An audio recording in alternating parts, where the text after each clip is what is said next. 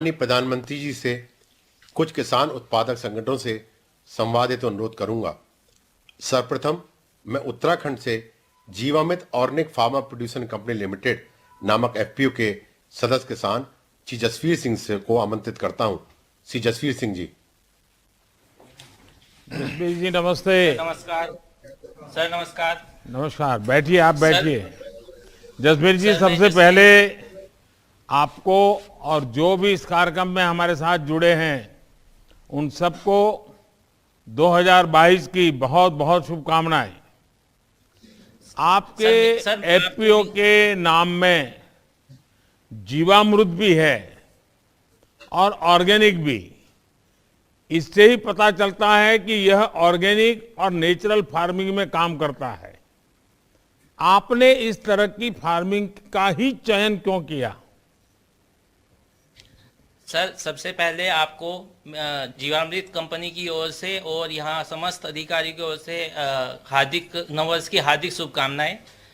Sir, हमारे FPO में जीवामृत, sir, हमने स्टार्टिंग में जब हमने जैविक खेती स्टार्ट की तो हमारे सामने सबसे बड़ी समस्या हुई कि अब खेती तो जैविक हमने करनी स्टार्ट कर दी, बट उसमें फर्टिलाइजर और केमिकल सब बंद करने पड़े।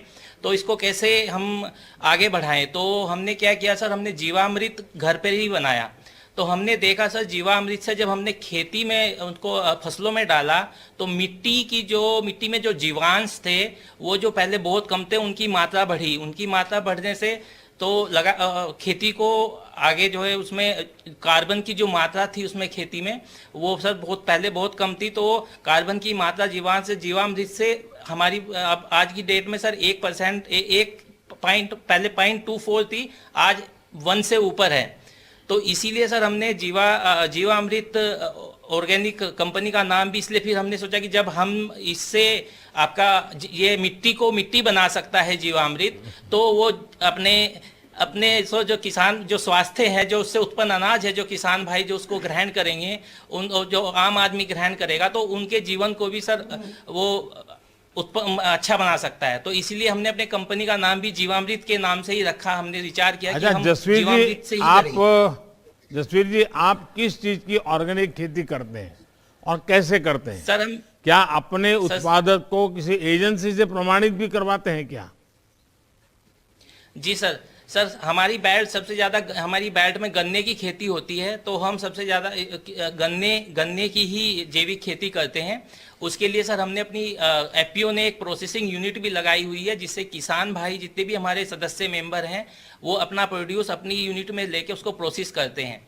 और सर हमारी जितनी भी ये प्रोडक्ट हैं वो हमारी जो भारत सरकार और राज्य सरकार के अधिकृत एजेंसियां हैं, जैसे नाबार्ड हुआ और केवीके से हमें मदद मिलती है, उसके द्वारा प्रमाणित है। और हमारे जैविक उत्पाद एपिडा के थ्रू और उसोगा के थ्रू प्रमाणित किए जाते हैं। सर जसवीर जी, आपके एफपीओ ने इन उत्पादों की बिक्री, डिस्ट्रीब्यूशन की क्या रणनीति अपनाई है?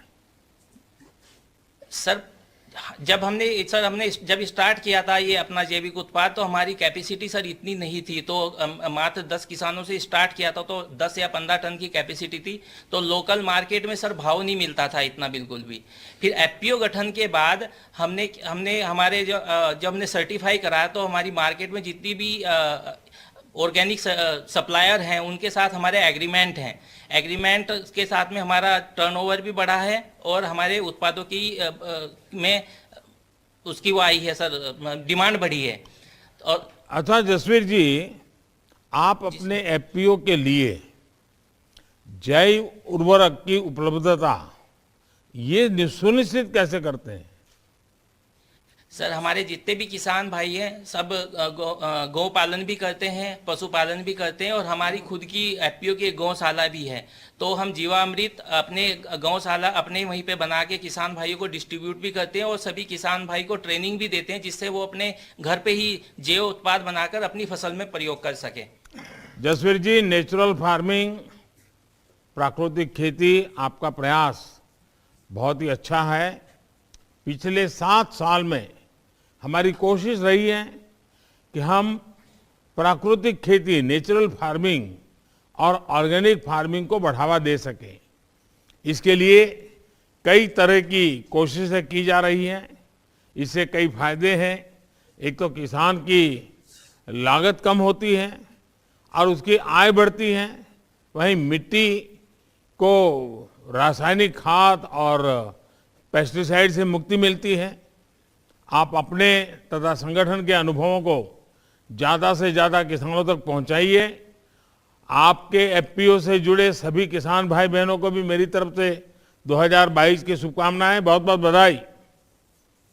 बहुत बहुत धन्यवाद। संवाद हेतु पंजाब से जागृति किसान उत्पादन संगठन नामक एफपीओ के किसान सदस्य श्री रविंद्र सिंह जी को